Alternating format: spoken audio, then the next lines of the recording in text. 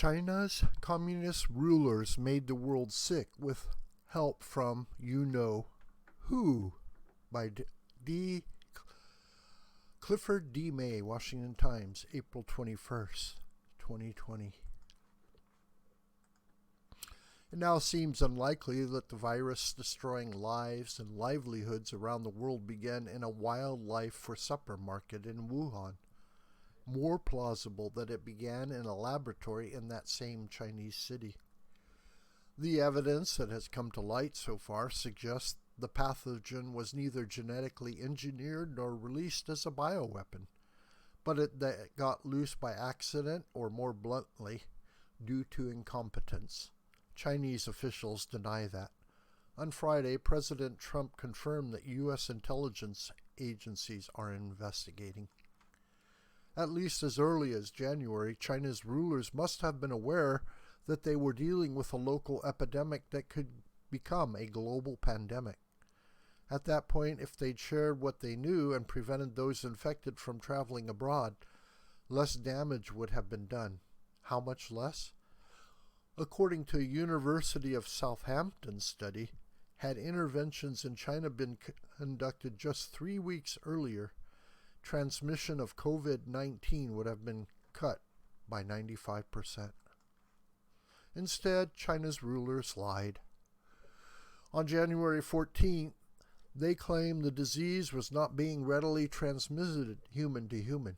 On January 19th, they declared the virus controllable and its spread preventable.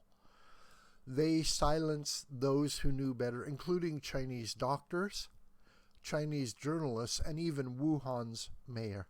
Some were arrested and charged with fabricating, disseminating, and spreading rumors. Some have disappeared.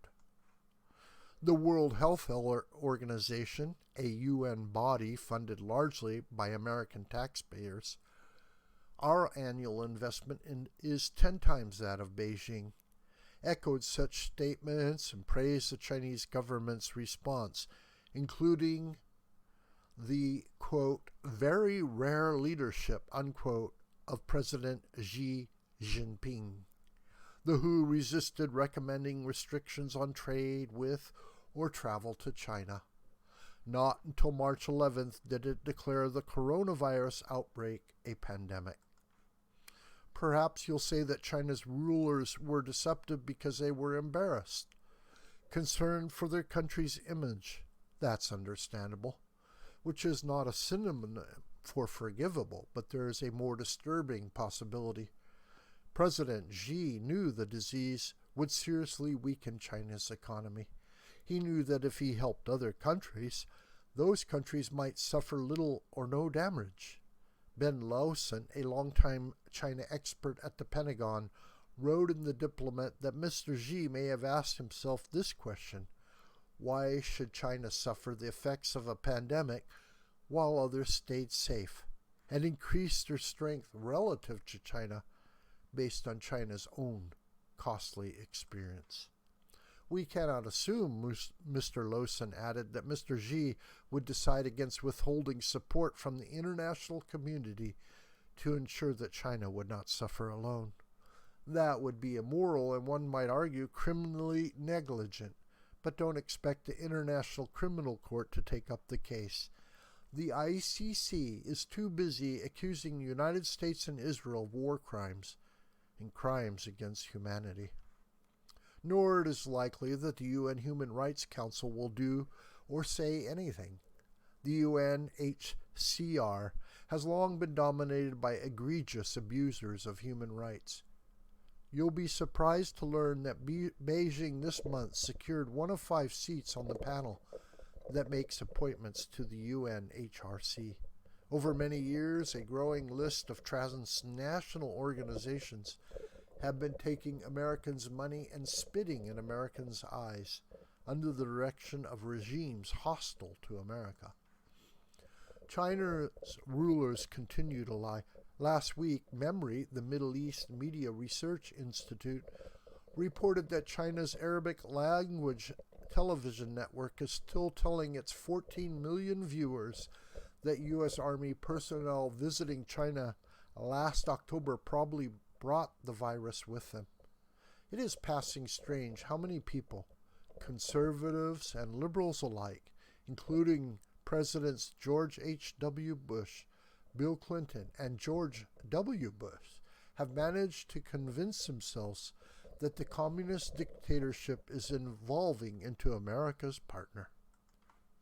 Vice President Joe Biden not long ago said, "China is going to eat our lunch? Come on, man." Also, what a beautiful history we wrote together. President Trump has sung Mr. Xi's praises. To be fair, buttering up dictators is part of Mr. Trump's negotiating strategy. To be fair, I don't think that strategy has worked. The Trump administration is, however, the first to identify China as an adversary. It did so in the National Defense Strategy written and released in 2017, when H.R. McMaster was serving as National Security Advisor. Beijing is building its military strength, violating maritime laws, incarcerating Muslim Uyghurs, colonizing Tibet, suppressing freedom in Hong Kong, stealing intellectual property by the ton, waging information warfare and lawfare, as well as hijacking international organizations. Perhaps a global health and economic crisis will prompt wider recognition of this one-party state's oppressive policies at home and hegemonic ambitions abroad. The threat it poses to the security of America and what we used to call the free world. I was encouraged on Friday to see the editor of Bild, Germany's largest and most important newspaper, publish an open letter to President Xi saying, "You are endangering the world. You plan to strengthen China through a plague that you exported. You will not succeed." There's one more point I want to make today. Taiwanese officials have coped with the virus extraordinarily well. As early as December 31st, they began screening arrivals from Wuhan. They also warned the WHO about person-to-person transmissions. The World Health Organization ignored them.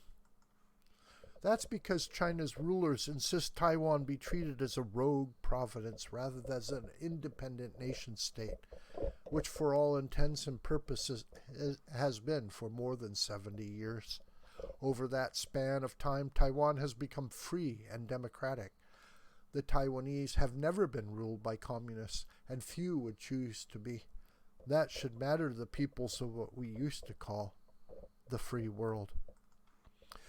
This video is a production of the School of the White Crane. Hi, my name is John Brooker. Please subscribe to this YouTube channel, and please share this video with family and friends and on social media. May God richly bless you, my beloved.